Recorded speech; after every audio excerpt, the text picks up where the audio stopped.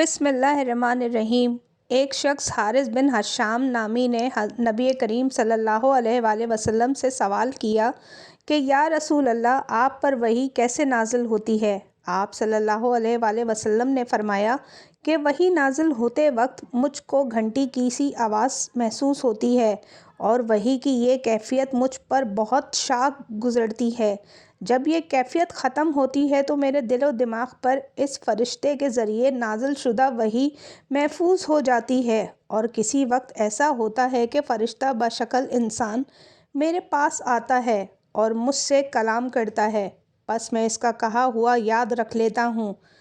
حضرت عائشہ رضی اللہ تعالیٰ عنہا کا بیان ہے کہ میں نے سخت کڑاکے کی سردی میں نبی کریم صلی اللہ علیہ وآلہ وسلم کو دیکھا ہے کہ آپ صلی اللہ علیہ وآلہ وسلم پر وحی نازل ہوئی، اور جب اس کا سلسلہ موقوف ہوا تو آپ صلی اللہ علیہ وآلہ وسلم کی پیشانی پسینے سے شرابور تھی۔ صحیح بخاری، حدیث نمبر 2۔